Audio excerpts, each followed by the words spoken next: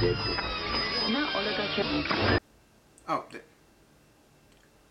okay, there we go.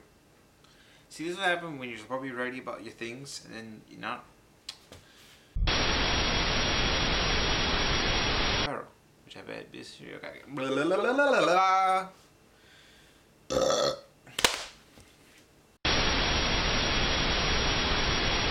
Welcome everyone to Combo Crisis on Infinite Medias, a new review series where I'll be going through different various of comic adaptations on different media platforms, such as your TV shows, your movies, what have you, and give them my personal criticism of it. Or as some YouTube commenters say, that I'm talking shit about what they love and just putting it down and just say all this negative stuff about it, even though I didn't say anything like that whatsoever. But sure, whatever help you sleep at night. I may be a bit of a bastard when making fun of things, but damn it, I'll give credit where credit's due. Now it's just only a matter of what to review. What the hell I'm gonna review? I came up with this fucking show. Let's see. Oh! I know! How about I review the first episode of Arrow, which I have a bit of history with. But, you know, second glances can help, get some perspective on it, Who knows? Might be good. Maybe not. Probably. I don't know. Before we do, let's talk about the creation of Green Arrow, which is not a lot of it. His debut was in 1941, and More Fun Comics number 73 during the Golden Age, where all the comic book companies were trying to get in the whole comic book boom. Now, Mort Wiesinger? Sorry for pronouncing the last name wrong. The creator of Green Arrow denies that Green Arrow is a ripoff of Batman. Now, Mort Wiesinger, Slater, Chernobyl, The creator of Green Arrow inspiration for the Amber Archer himself was with Robin Hood, which is obvious, of course, and a 1940s film series called The Emerald Archer, which is about a mysterious archer who throttled against criminals with a bow and arrow, and who I guess wears green. It's hard to tell because it's all in black and white, so I have to go with what they're saying to me. For all I know, he's wearing this. And fair enough, I can go by with what little information I come across, and it doesn't help at all that Green Arrow has an arrow cave, an arrow car, an aeroplane, and different kinds of arrows to use. Anyways, the character himself went through some changes, going from rich to poor, then rich again. He was the mayor of Star City, got killed, brought back to life, as any superhero would do, almost got married. Oh, and he also... Get on with it! Yes, get on with it! Point being, them times are changing and so the superhero. Let's start with the very first episode of Arrow. We start with Oliver running through the woods.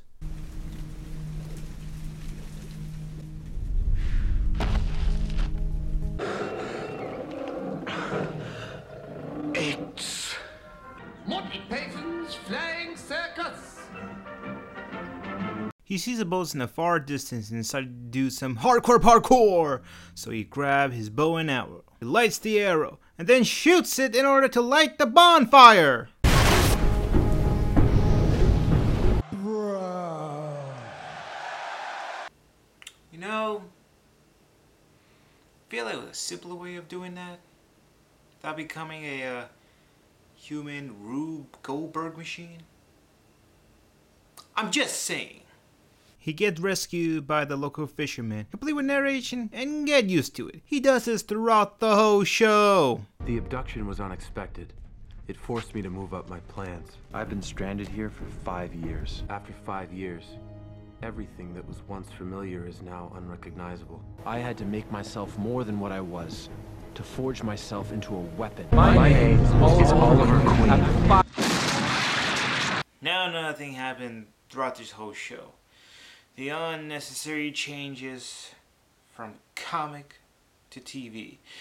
Now, I know that adaptive work does make a lot of changes. I'm no fool. I'm not the biggest purist of that. It happens all the time, and I'm completely fine with that. Example of this is the Incredible Hulk television show. In the comics, Bruce Banner was exposed to by a fucking gamma bomb. Of course, having a television budget at that time, you can only do so much. So they changed up to a lab accident of an overdose of gamma radiation. Although realistically, the man will probably die from all that gamma radiation, but science fiction show and all that. The point is that it captured the spirit of the comic. And also it adds a little realism to it, so that we have to question the silliness behind it. I'm okay with that. That's perfectly fine. I accept that.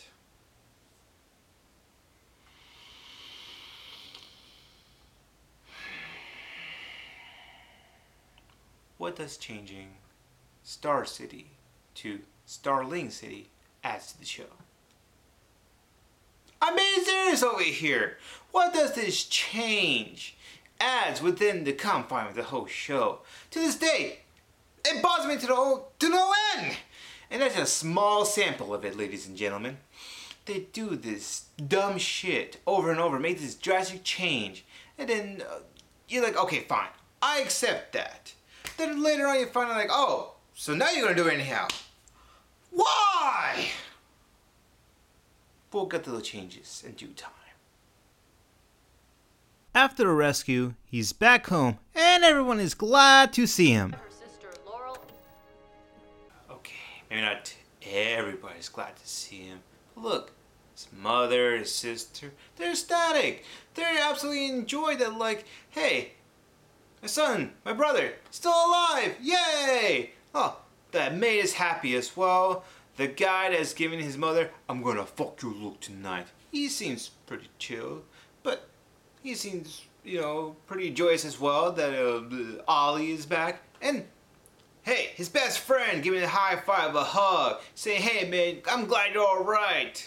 Oh look, now they're gonna have dinner to catch up. Wah wah wee wah. Now they can make this absolutely. I didn't realize you wanted to sleep with my mother, Walter.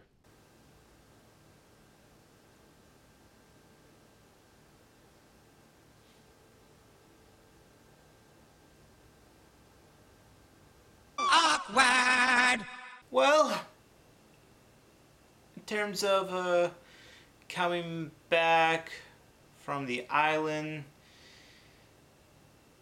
pretty much spending about 5 years on it, then everybody ever know in your entire life think you've been dead all that time. Dinner goes? Could have been worse. Like, oh, I don't know. For instance, almost killing your mother while having a PTSD flashback, and then said flashback remembering that you're almost drowned in a ship that started to sink, and then seeing your ex-girlfriend's sister getting caught in the water of said ship that sank. You escape from that ship, but then having to see this ship go dive down inside the ocean with said sister. By the way, did I mention that Laura Lance, aka Black Canary, not only on the show, but also she's attorney on it. Which, hey, I do like. I'm very unfamiliar with her with the exception of Justice League Unlimited and Batman the Brave and the Bold, so I don't know if this does a dishonor to her character, but I feel like it does actually add to this series. Unlike Ollie's sister character that the writers of this show created, so that way Oliver can call her Speedy. Speedy. Worst nickname ever. See you at school, Speedy. So maybe hint that she'll be the future sidekick to him. But then later on they introduce the actual Speedy, Roy Harper, in this first season. Also to point out, Thea, the sister character, will be his sidekick. Later on. Seriously people, stop that! Why even create the character in the first fucking place? Again, I'm all about changes and different interpretation of properties. I'm totally fine with that. But what is the use when dumb shit just keep happening like this? Shit, what was I? Okay, Oliver's sister snorts medicine.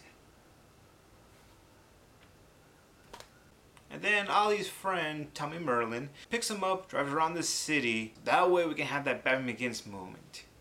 Even though no matter what the creator says, DC needs a second Batman. And if you're gonna rip it off, damn it, do it as much as you can. Because by God, even though they're nothing alike, their origins are completely different. They're two separate superheroes. They have two different sidekicks, what have you. DC needs that money! Shit, I got lost. What's happening? What's going on? That's what happens when your sister dies while screwing your boyfriend. Ooh, awkwardness. We're in a part full of the drama! Sweet Jesus! Getting kind of boring. Ain't this supposed to be a show full of action in it? What the hell? Alright, that's what I'm talking about. Okay. Now Oliver gets kidnapped and he's being held to answer some questions. Of course, he doesn't and gets tortured for it. Almost sexual, isn't it, Smithers? Now we get the action moment of the hero making the threat to the bad guys. Said bad guys laugh, then mocks the hero, then finally breaks out of the bondage, which he proceeds to kills them. Now it's a bit controversial that a superhero would do such a thing. Gasp. But this is the one time I don't really mind. In the context of this show, this is before Ollie actually becomes the Green Arrow. He just came back from living on an island for 5 years. Although with many contradictions in later seasons, but more of that when we actually get to it 5 years from now. As of with this first episode, we can only assume that no other superheroes have ever emerged in this world. Of course, that could change as well since I haven't watched any other shows from the Arrowverse. We may have more contradictions or retconning. But to my point, this Oliver is more focused on revenge and doesn't give any damn about the consequences of what his action may affect right now. And we get to see how he's very different from Batman as a character. Batman in the very beginning have a no-kill rule. Sure, he learns all kinds of ways to kill a man with just his thumb, but he never had the intent to. After his parent died before his eyes, Bruce made the decision to then on fight against the injustice. He dedicated his whole life of training his body and mind just for the sole purpose of making sure that the streets of Gotham are safe, that a 10-year-old boy never have to endure what Bruce had when he lost his parents. Doesn't explain the 3 other orphan boys he collected over years, but moving on. Ollie is nothing like Bruce at all. What we have seen, he lived an actual good life. The only that change was being cast away on an island for 5 years, and learns all the skills he learned for survival, then using it for his own selfish goals. It does show that this could be something worth exploring later on, showing the character development as we see him as this vigilante to the emerald hero he'll one day be. And everything I just said, they're gonna fuck it up. Oh crap, I talked for so long. What the hell's going on anymore? Let's see. Okay, Ollie is getting interrogated by the cop. And not by any cop. It's the father of his ex-girlfriend and the sister who died on the boat. Just good times all around for Mr. Queen. Let's see, what else happens? Him and the maid have a heart-to-heart talk. I'm going to assume they slept together after this line. You're still a good boy. Oh, I think we both know I wasn't. Then we cut to Ollie's new bodyguard, John Diggle, which to me sounds like one of those 80s action cop movie names that the chief of police would always yells out. Damn it, John Diggle, you're going too deep, man! Anyways, they both talked, and Oliver escaped so that way he can go to the abandoned Queens industrial building so we can have this cool montage moment of him making his secret base and a full-on workout because none of this is complete without a full-on workout. Gotta hit that CrossFit training, bro! Finally, he grabbed his bow and arrow to shoot some tennis balls, which all I can imagine the actor just missing all these targets except hitting that one poor person. Message for you, son. We cut to where some crime boss is giving out orders, but then all of a sudden... Get in the car. Oh, I'm sorry. I guess I put in a later season of a Gotham where Batman finally comes in. Yes, I know I said earlier. Still doesn't mean I can't make fun of it. We get to see Ollie in his costume, man. Well, okay, this is how a crazy Robin Hood would look like today. Also, didn't have that time for a mask, even. Gonna find one. Didn't bother wearing one. At that time, after that CrossFit training, bro! So Green Arrow makes his threat to the crime boss, saying that he would transfer $40 million in a secret bank account. Or else! I can only assume that or else he's gonna drop some sick beats, yo!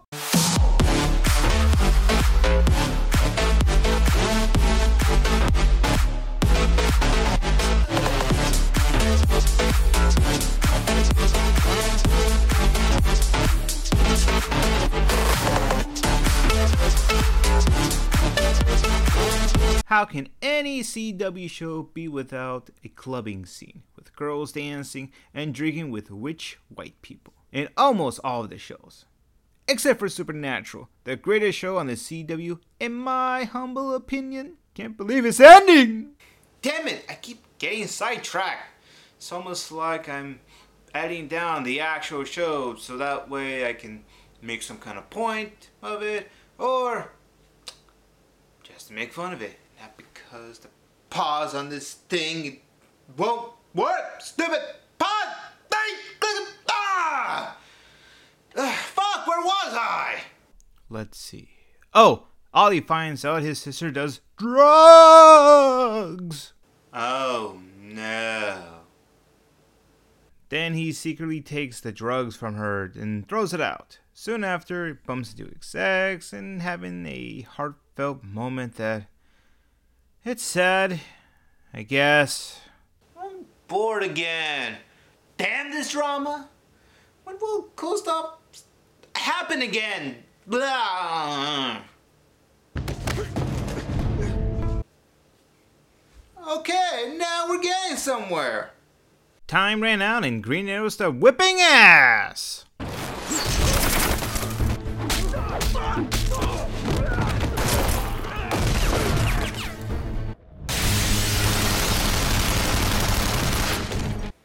You know, after the first 2, maybe 3 bullets, you probably would have known that guy, shut the fuck out of, ain't the guy you're after.